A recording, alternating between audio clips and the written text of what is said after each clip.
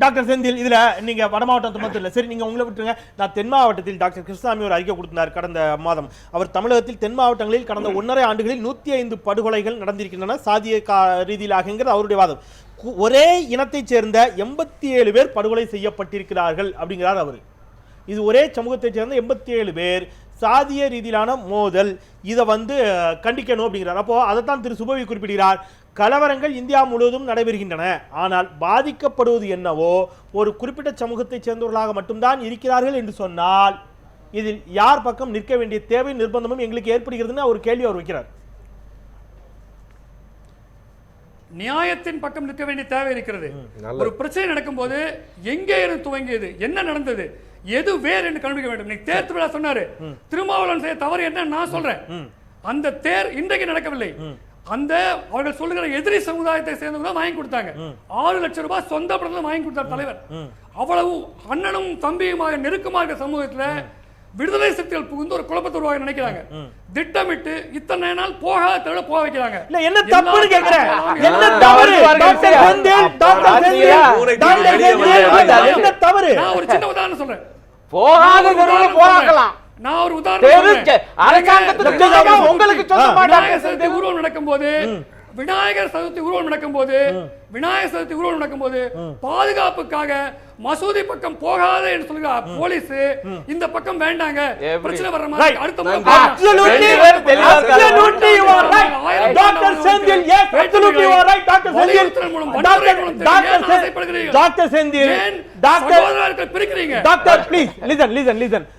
மசூதி வழியாக போகக்கூடாது என்று சொன்னால் அல்லாவை தொழுகக்கூடியவர்கள், அல்லாவை தவிர வேறு ஒருவனும் இறைவன் இல்லை என்று அவர்கள் நம்புகிறார்கள்.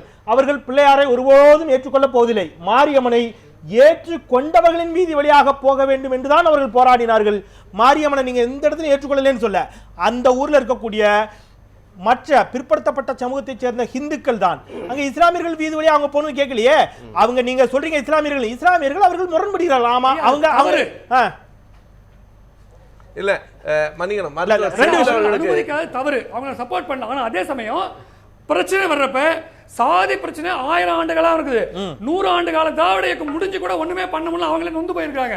அப்ப 1000 ஆண்டு பிரச்சனையை பேச்சுவார்த்தையின் மூலமாக சுமூகமா தீர்க்காமல் கோபப்படுத்துற அளவுக்கு சூரட்டியை ஒட்டி ஒவ்வொரு தெருவாக போய் நடனமாடி இது வெள்ளா போற என்ன பண்றியோ பண்ணான்னு பேசி வன்முறையை தூண்டியது விடுதலை சிறுத்தைகள் கட்சி. திருமாவளவன் திருமாவளவனும் விடுதலை சிறுத்தைகளும் இல்லை என்றால் கலவரம் நடந்திருக்கு. இந்த இடத்துல நம்ம நிறைவு பகுதி நோக்கி நகரலாம். இப்ப நம்ம நிறைவு பகுதிக்கு வந்துடலாம். திரு அருணன் நிறைவாக இல்ல அவர் சொல்றாரு, ஆமா தவறுதான், தேரை கொடுத்தது தவறுதான், சாதிய காரணிகளும் சாதிய அடக்குமுறைகளும் அந்த ஏற்றத்தாழ்வுகளும் ஆண்டாண்டு காலமாக இங்க இருக்கின்றன, அதை மாற்றுக்கிறது இல்லை. அப்போ அதை பேச்சுவார்த்தையின் மூலமாக படிப்படியாக தீர்க்க வேண்டும். ஒரு சமூக நீதியை பெறணுங்கிறத தாண்டி நான் அந்த தெருக்குள்ள போவேன், நான் ஆடுவேன், ஏற்கனவே அந்த மனநிலையில் இருக்கக்கூடிய சாதிய மனநிலையில் இருக்கக்கூடியவர்கள் மேலும் அவர்களை தூண்டிவிடுவது போன்ற செய்கைகளை செயல்பாடுகளில் ஈடுபடுவது என்பது அதை தூண்டி விடுற மாதிரி தானே, அது அரசியல் காரணி இல்லையா? இப்ப பாதிக்கப்பட்டு நிக்கிறது அப்பாவி மக்கள் தானே ஒரு கேள்வி வைக்கிறார். அதாவதுங்க இது என்னங்க கொடுமையான இதா இருக்கு.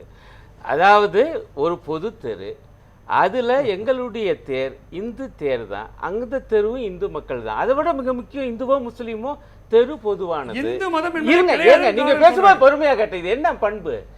இப்ப எங்களுடைய தேர் அந்த வீதிக்குள்ளும் போகட்டும் என்று கேட்கிறாங்க, அவங்க முடியாதுங்கிறாங்க. நீதிமன்றத்துக்கு போறாங்க, நீதிமன்றம் தீர்ப்பு கொடுத்திருக்கு. நீதிமன்றம் என்ன தீர்ப்பு கொடுத்திருக்குன்னா அந்த தெருக்கள் வழியாக இந்த தேர் போகலாம் என்று அந்த தீர்ப்பை கொண்டாந்து காமிக்கிறாங்க, போலீஸ் கிட்ட காமிக்கிறாங்க, மாவட்ட நிர்வாகத்தை காமிக்கிறாங்க.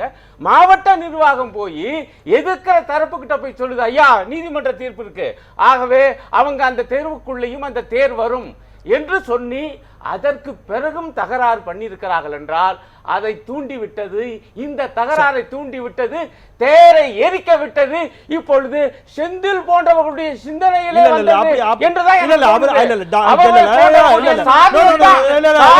நேரடி விளைவு அவர் பேசுறாரு. அடிப்படையில் அவர் ஒரு டாக்டர், அதை தாண்டி ஒரு முன்னாள் நாடாளுமன்ற உறுப்பினர், ஒரு நேரடியா நான் சொல்லல, அந்த சாதிய சிந்தனை பாருங்க அப்படியே போற வடிவில் அவர் அந்த மாதிரி ஒருபொழுதும் எங்களால் பார்க்க இயலாது. அவர் அந்த மாதிரியான மனிதர் அல்ல. நான் சிந்தனையோட பேச்சை சொல்றேன், நான் அவரை தனிப்பட்ட முறையில் சொல்லல. மருத்துவர் செந்தில் அவர்களுக்கு ஒரு விதத்தில் நான் நன்றி சொல்றேன். ஏன்னா இந்த விவாதத்தினுடைய அடிப்படை செய்தியை அவரை அறியாமல் இறுதியில் அவர் வெளியிட்டார். எங்கே வருகிறது சிக்கல்னா, இந்த தெருவுக்குள் அந்த தேர் வரலாமா கூடாதா என்பதுதான். தெருவுக்குள் வரக்கூடாது என்று சொல்லுவது ஜனநாயகத்துக்கு எதிரானது, சட்டத்துக்கு எதிரானது.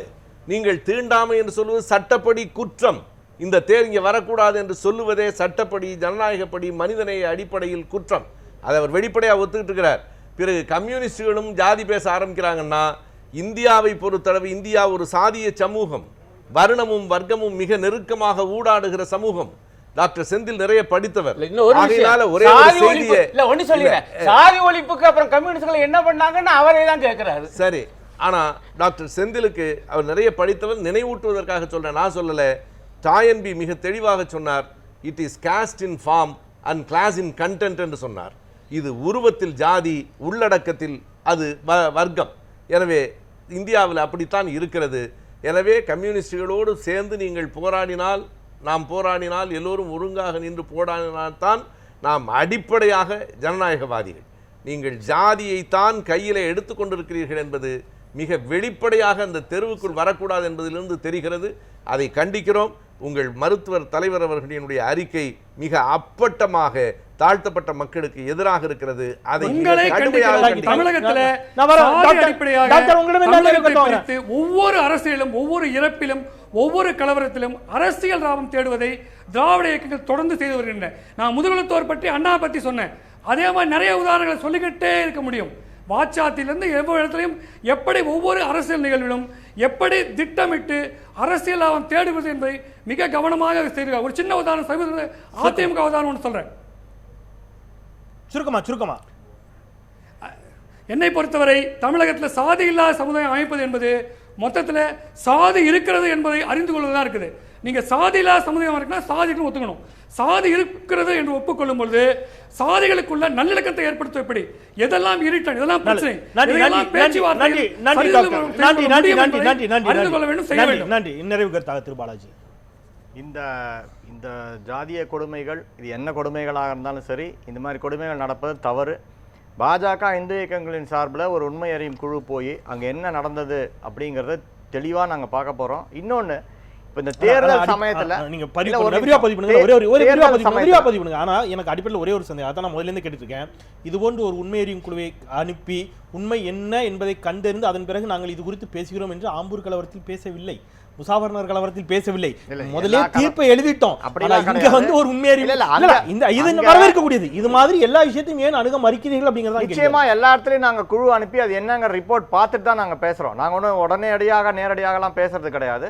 இந்த விஷயத்துல இது இரு தரப்பு பிரச்சனை அப்படின்னு தெளிவா தெரியறதுனால இதுல போய் என்னங்கிறத உண்மையை கண்டறிந்து இதற்கு பின்னால் அரசியல் இருக்கா, ஏன்னா தேர்தல் வருது. இப்போ தேர்தலுக்கான ஒரு அரசியல் சூழ்ச்சியா கூட இது இருக்கலாம். நீங்க யாரை குற்றம் சாட்டுறீங்க? யாரா வேணா இருக்கலாம். அது போய் உண்மை அறியும் குழு பார்த்தா தானே தெரியும். நிச்சயமாக இந்த மாதிரி விஷயங்களை நிச்சயமா பாஜகவும் இந்து இயக்கங்களும் கண்டிக்கிறது. இதை மாற்றுவதற்கு நாங்கள் வந்து என்ன செய்யணுமோ அதை செஞ்சுட்டு தான் இருக்கோம். நன்றி. அது அந்த கருத்தில் அனைவரும் இணைந்து செயல்பட்டால் நிச்சயமாக ஒரு சாதி அற்ற, ஒரு மத பாகுபாடற்ற ஒரு சமூகத்தை படைக்க இயலும். அதை நோக்கி நகர்வோம் என்ற நம்பிக்கையோடு நிறைவு செய்கின்றேன். 3 பேரும் அரங்கில் இணைந்தமைக்கு மிக்க நன்றி. தொடர்ச்சியான பணிகளுக்கு எங்களோடு இருந்தீர்கள். டாக்டர் செந்தில், உங்களுடைய தொடர்ச்சியான பணிகளுக்கு மத்தியில் எங்களுக்காக தருமபுரியிலிருந்து சேலத்தில் வந்து இந்த விவாதத்தில் கலந்து கொண்டீர்கள். மிக நன்றி டாக்டர். இந்த அளவிலே நாம் நிறைவு செய்யலாம். சாதி இருக்கு என்பதை முதலில் ஒத்துக்கொண்டாக வேண்டும் என்ற குரல்கள் சமீப காலமாக ஒலிக்க தொடங்கி இருக்கின்றன. சாதி நிச்சயமாக சமூகத்தில் இருக்கத்தான் செய்யும். சாதிகளுக்கிடையில் ஒற்றுமையோடு வாழ்வது என்பது கடினமான ஒன்று. ஆனால் இணக்கமாக வாழலாம் என்பது போன்ற கருத்துக்கள் உள்ளபடியே மிக ஆபத்தானது என்பதே என்னுடைய தனிப்பட்ட கருத்தாக இருக்கிறது. சாதி ஒழிக்கப்பட வேண்டும், மத மாச்சரியங்கள் களையப்பட வேண்டும். மனிதநேயத்தோடு மனிதர்களாக நாம் ஒரு புதியதொரு உலகத்தை படைப்போம் என்ற நம்பிக்கையோடு நிறைவு செய்கின்றேன். மறந்து கொண்டே இருப்பது மக்களின் இயல்பு. அதை மீண்டும் மீண்டும் மீண்டும் நினைவுபடுத்திக் கொண்டே இருப்பது எனது கடமை. நான் செந்தில்.